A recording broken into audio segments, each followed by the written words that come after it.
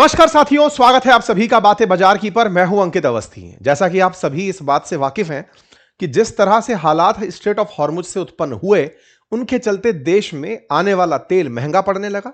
तेल महंगा हुआ तो फॉरेक्स रिजर्व, क्योंकि विदेशी मुद्रा हमारे देश में अब खरीद के लिए खर्च ज्यादा होने लगी। ऐसे में देश का विदेशी मुद्रा भंडार घटने लगा। आरबीआई की ही जिम्मेदारी है कि वो विदेशी मुद्रा भंडार को मेंटेन करे। दुनिया के अंदर टॉप 10 देशों में, विशेष रूप से 5 देशों में भारत का विदेशी मुद्रा भंडार आता भी है। लेकिन जैसे जैसे हमारी लागत खरीद की बढ़ने लगी तो विदेशी मुद्रा भंडार तेजी से घटने लगा। बीते कुछ दिनों में रिपोर्ट्स थी कि $40 बिलियन तक का विदेशी मुद्रा भंडार इस युद्ध के काल में गायब हो गया, खत्म हो गया, खर्चे में बढ़ गया। ऐसे में देश की जरूरत बढ़ने लगी कि फॉरेक्स को कैसे बढ़ाया जाए। फॉरेक्स बढ़ाने के तरीके क्या हो सकते हैं। एक खबर ब्लूमबर्ग के हवाले से निकल कर आई कि इन्होंने सोना बेच दिया है, सोना से बेच करके डॉलर लेकर आए हैं। लेकिन वो बाद में खंडन कर दिया गया कि नहीं, गलत खबर है, और उसका हमने भी आपके सामने जिक्र किया। अब लेकिन आरबीआई, जिसकी ये जिम्मेदारी है कि वो डॉलर की मात्रा देश में बढ़ाए, उसने एक तरीका अपनाया है। और वो तरीका बहुत ही ऐसा है कि जिसे देख करके आपको लगेगा कि इससे बेहतर तरीका शायद फिलहाल दिखाई नहीं दे रहा होगा। क्या? आरबीआई ने अपनी बैंकों को कहा है, बैंकों का बैंक कौन है? आरबीआई। उसके अंडर में देश की कमर्शियल बैंक्स आती हैं, जैसे एसबीआई, बैंक ऑफ बड़ौदा। इन बैंकों से कहा है कि एक काम करो, आप डॉलर लेकर आओ। बोले साहब, हम कहां से लेकर आए? हम तो लोन भी रुपए में देते हैं और जमा भी रुपए में ही करते हैं, तो हम कहां से लेकर आएंगे? बोले एक काम करो, डॉलर में बॉन्ड जारी कर दो। अब ये बॉन्ड क्या कहानी है? हेडलाइन कुछ इस तरह से है, भारत की टॉप इंडियन बैंक्स ने डॉलर में बॉन्ड लेने की तरफ अपना दिमाग मोड़ दिया है। इसके लिए आरबीआई ने क्या किया? आरबीआई ने उनको कहा कि तुम्हें क्या चाहिए मुझसे वो बताओ।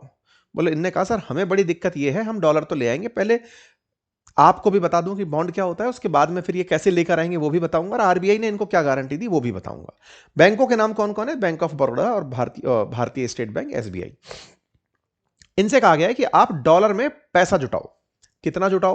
बोले 500 मिलियन, 500 मिलियन डॉलर जुटाओ, यानी कि $1 बिलियन भारत के बाहर से लेकर आओ। डॉलर लेकर आना है, ध्यान रखने वाली बात है। बोले क्या कह के लाएंगे? आप कहकर लाओ कि आप हमें पैसा दो, हम आपको रिटर्न देंगे। बॉन्ड की कहानी क्या होती है, पहले ऐसे समझते हैं। देखिए, बॉन्ड ना एक तरह से समझिए कि आपकी पैसे की जरूरत है, रुपए की जरूरत है, डॉलर की जरूरत है, जरूरत के बदले ब्याज दिया जाता है। लेने वाला जो होता है उसकी अपनी एक गुडविल होती है, उस गुडविल के आधार पर उसको दुनिया लोन देती है।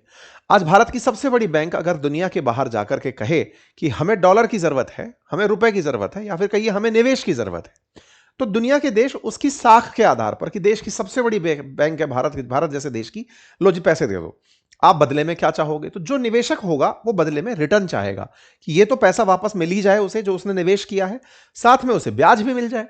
तो ऐसे में एसबीआई जब मांगेगा तो एसबीआई ब्याज की गारंटी भी देकर आएगा।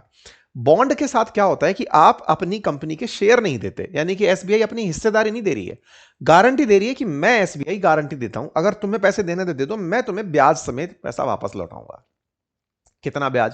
बोले 4% ब्याज पर। आप कहेंगे क्या बात है, 4% के लिए कोई निवेश थोड़ी करेगा। देखिए, दुनिया के बहुत से देश जैसे जापान या विकसित अर्थव्यवस्थाओं में ब्याज पॉइंट्स में होता है, 0.1%, 0.5%, इतना ही ब्याज मिलता है।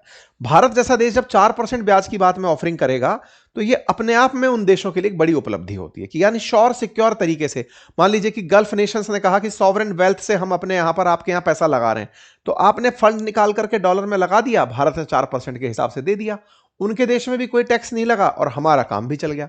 तो यह प्रक्रिया अपनाने की तैयारी में ये दोनों बैंक आ गई हैं। ठीक है साहब, इसके लिए चैलेंज क्या है? अब ऐसे समझिए, डॉलर आया, मान लीजिए आज $95 का $1 है, लेकिन 5 साल के लिए आपने पैसा उधार लिया था।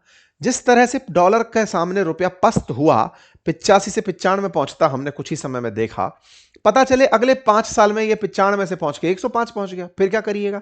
तो करिएगा क्या? $1 बिलियन मान लीजिए आज 9500 करोड़ का है, $1 बिलियन रुपए का है, कितने का? 9500 करोड़ का। ठीक है, आने वाले समय में हो सकता है 105 यानी कि 10,500 करोड़ का हो जाए, तो बैंकों की तो हालत खराब हो जाएगी।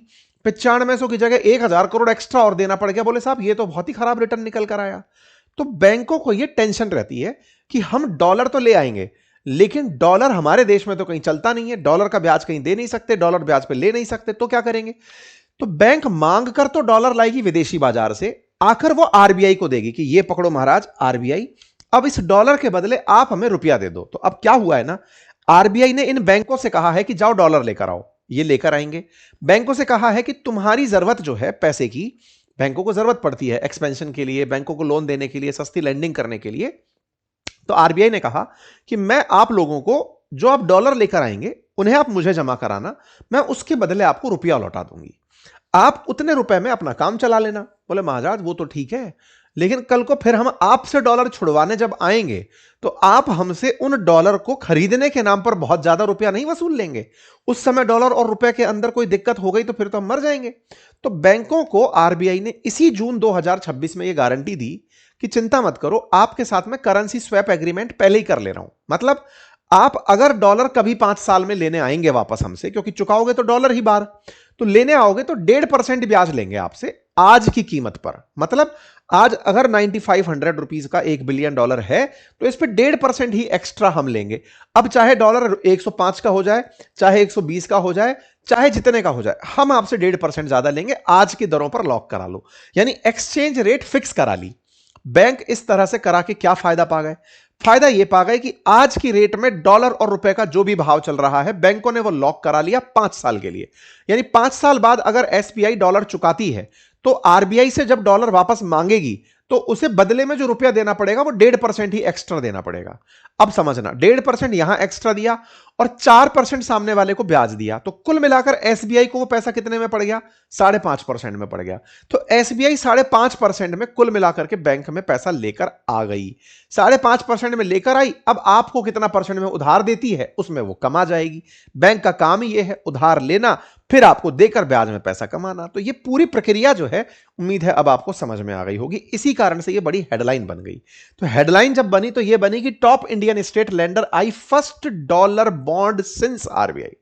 मतलब कि जब से कहा गया, पहली बार ऐसा हो रहा है, क्योंकि अब तक क्या होता था कि बॉन्ड को अगर आप डॉलर में ले आए तो डॉलर को लेकर के आरबीआई गारंटी नहीं देती थी। वो कहती थी मैं 5 साल बाद वाली रेट वसूलूंगी। तो आरबीआई वसूली पूरी करता था, तो हमारे देश में क्या होता था, डॉलर कम आता था इस बहाने। क्यों? क्योंकि हमारे ही कंपनियां डरती थी। आप अगर स्वैप एग्रीमेंट पहले कर लिए होते तो हमारी सारी कंपनियां उठा उठा कर ले आती डॉलर्स को कि साहब गारंटी पे दे दो पैसा, हम तो ले आएंगे, क्योंकि दुनिया में पैसा सस्ता है। मतलब दुनिया के पास इतना विकसित अर्थव्यवस्थाओं के पास इतना धन है कि वो बहुत कम ब्याज पे भी लैंडिंग देने को तैयार है। जैसे जापान ने भारत की बुलेट ट्रेन के लिए जो कर्ज दिया, फ्रैक्शन ऑफ 1% के ऊपर है वो। मतलब 1% से भी कम ब्याज के ऊपर हमको 100 साल के लिए दे दिया, 50 साल के लिए दे दिया कि जाओ अपना काम चलाओ, क्योंकि उनके लिए वो 0.1% भी बहुत है। उनको अगर आप 4% की गारंटी दे रहे हो, 4% देंगे तो ये बड़ा खेल हो जाएगा। आई बात समझ में? तो अब बॉन्ड की कहानी को समझते हैं। ये कहानी कितनी इंपॉर्टेंट है, उम्मीद है अब आपको ये समझ में आ गया हो। तो बॉन्ड है क्या? तो बॉन्ड क्या है ना, असल में ब्याज की गारंटी के साथ लिया गया उधार है कि इतना गारंटी देंगे। आप कहेंगे फिर तो सर मैं भी बॉन्ड ही देता हूं। बिल्कुल, आप और हम भी बॉन्ड ही देते हैं, तमाम प्रकार के लोग भी बॉन्ड देते हैं। माल्या भी देता होगा, नीरव मोदी भी देता होगा, आरबीआई भी देती होगी, एसबीआई भी देती होगी, भारत सरकार भी देती होगी। क्रेडिबिलिटी के ऊपर डिपेंड करता है बॉन्ड की क्वालिटी, कि कितना अच्छा बॉन्ड है। बॉन्ड कितना अच्छा होगा, कितने अच्छे आदमी ने उधार मांगा है। मतलब ये डिपेंड वैसी वाली बात है कि आरबीआई आपसे उधार मांग रही है, अरे साहब आप तो लौटा ही देंगे। एसबीआई आपसे उधार मांग रही है, अरे साहब आप तो, भारत सरकार उधार मांग रही है, अरे साहब आप तो। जिनका पैसा आपको ये लगता है कि लौट के आ ही जाएगा, उनकी रेटिंग ऊपर चली जाती है कि साहब ए प्लस रेटिंग के बॉन्ड हैं ये। जिनकी आपको डाउटफुल लग रहा है कि यार भाग ना जाए, उनकी रेटिंग गिरने लगती है। तो बॉन्ड की रेटिंग होती है, तो जितना अच्छा बॉन्ड होता है उसकी रेटिंग उतनी ही अच्छी होती चली जाती है।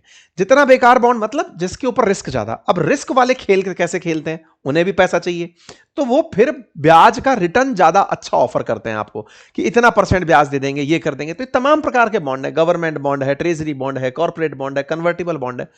आप और हम भी इस तरह के बॉन्ड में इंटरेस्ट क्यों ले लेते हैं वो समझिए। अब ये तो हुई विदेशों से बॉन्ड लेकर आने की, पैसा लेकर आने की बात, लेकिन विचार करिए, डॉलर की कहानी तो बैंकों में समझ में आ गई, लेकिन भारत की ही किसी कंपनी को इंडिया में ही रुपया चाहिए। मतलब अगर XYZ नाम की कोई कंपनी है, XYZ प्राइवेट लिमिटेड मान लीजिए, उसको पैसा चाहिए।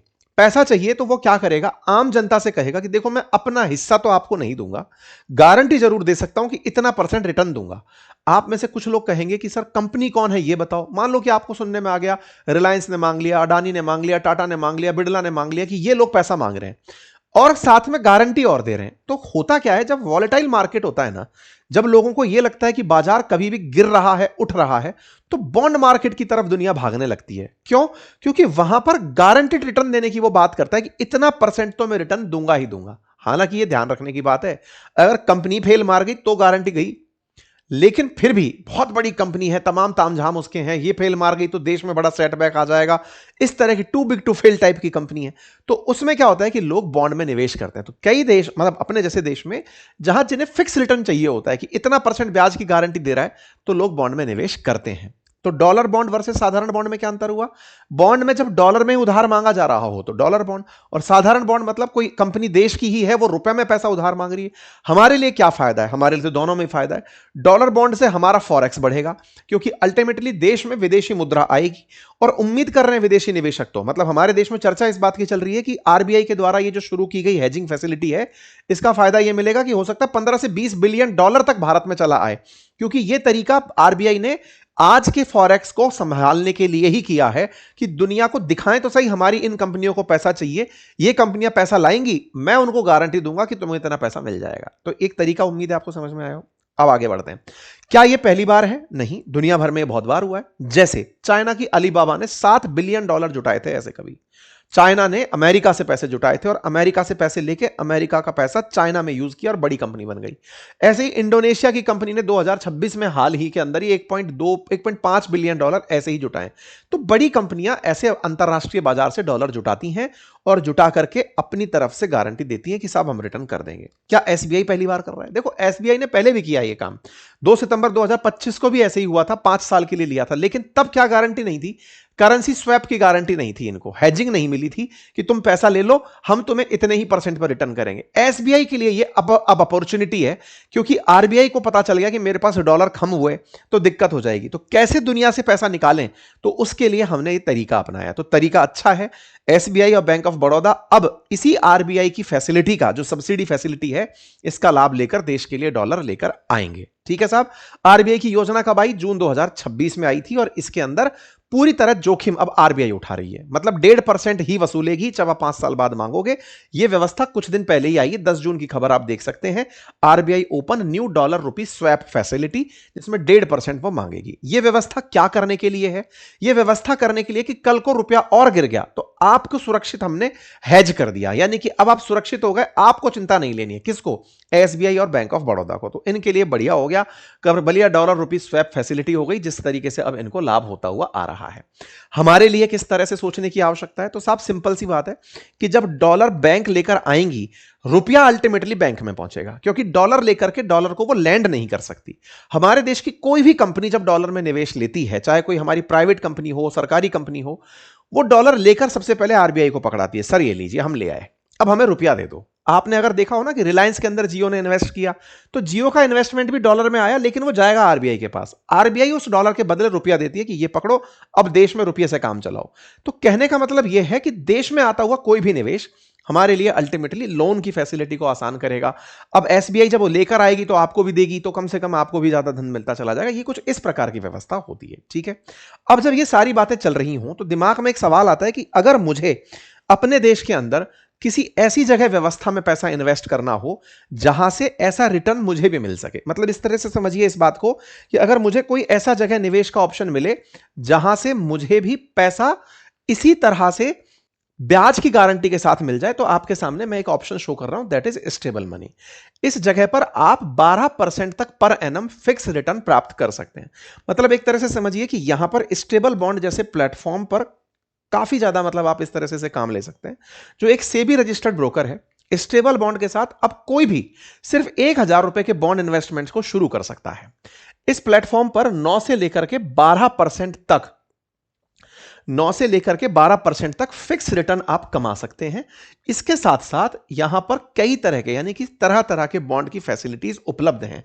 अच्छी बात यह है कि इसके लिए आपको कहीं और जाने की जरूरत नहीं है। आप अपने मोबाइल फोन से यूपीआई या नेट बैंकिंग के थ्रू इसमें इन्वेस्ट कर सकते हैं।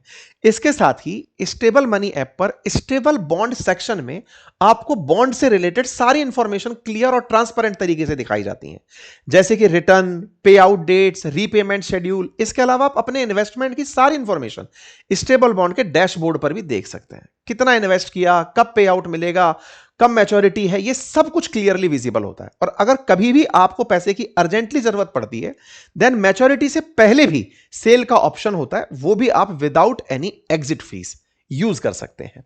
मतलब कुल मिलाकर के आप इस फैसिलिटी का उपयोग कर सकते हैं।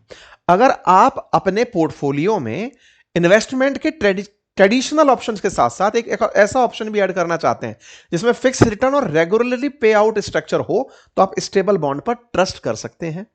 ट्रांसपेरेंसी के साथ अपनी बॉन्ड इन्वेस्टमेंट जर्नी शुरू कर सकते हैं। ठीक है, तो उम्मीद है कि आप लोगों को यह जानकारी पता चली हो कि हमारे देश में अगर आपको बॉन्ड इन्वेस्टमेंट करना है तो उसके लिए आपके पास कौन से विकल्प उपस्थित हैं। मैंने आपके सामने वो विकल्प बता दिए हैं। ठीक है, अब उम्मीद करते हैं कि आपको यह बात समझ में आए कि आरबीआई की जो डॉलर रुपी स्वैप फैसिलिटी है वो हमारे लिए किस तरह से काम की है और आने वाले टाइम में देश की सुरक्षा के लिए किस तरह उपयोगी है, इसको हम एक बार के लिए जोड़ लेते हैं। तो देखिए, कुल मिलाकर भारत के पास जितना फॉरेक्स होता है, रुपया उतना मजबूत होता है। आप इसको ऐसे ऐड करिए कि अगर मेरे पास में रुपया है, अगर मैं आए दिन एक खबर देखता हूं कि डॉलर के मुकाबले रुपया गिरता चला जा रहा है, गिर क्यों रहा है? क्योंकि हमारे पास में डॉलर्स कम हो रहे हैं, तो हमें मांग बढ़ानी पड़ रही है बाजार से डॉलर खरीदने की। और जब चूंकि पूरी दुनिया में डॉलर संकट है, तो आपको ज्यादा दाम पर, यानी कि ज्यादा, आप कैसे खरीदते हैं, रुपए में तो कोई डॉलर बेच नहीं रहा है, तो आप गोल्ड के वर्सेस में डॉलर खरीदने लगते हैं। जो ज्यादा दाम पर जब आप डॉलर खरीदने निकलते हैं तो डॉलर महंगा होने लगता है, डॉलर महंगा होने लगता है तो रुपया पस्त होने लगता है। तो ये जो तरीका अभी हम अपनाने जा रहे हैं, दैट इज इनडायरेक्ट वे। इस इनडायरेक्ट वे से संभवित है कि आपको लाभ होगा, देश को फायदा होगा। क्या एसबीआई और बैंक ऑफ बड़ौदा को भी फायदा होगा? बिल्कुल होगा। उन्हें अब एक तरह से समझ में आ गया कि 5.5% पर उनको पैसा मिलने जा रहा है। 500 मिलियन डॉलर भले ही ले रहे हो, लेकिन उनको 5.5% ही चुकाना है। यानी कि यह अपने आप में एक बड़ी फंड रेजिंग एक्टिविटी है और दोनों ही अपने आप में $1 बिलियन अभी अपना लेंगे और इस महीने तक निकल ही आएगा ये पूरा पैसा। ठीक है, और उम्मीद की जा रही है कि बहुत सारी कंपनियां अब धीरे धीरे इस प्रक्रिया में आगे बढ़ेंगी और फंड रेज करेंगी। क्या विदेशों में कर्ज लेना सस्ता हो गया है? तो टेक्निकली उस तरह से आप देखो तो उन लोगों के लिए जो भारत को उधार दिया करते थे, उनके लिए यह नुकसान की खबर है।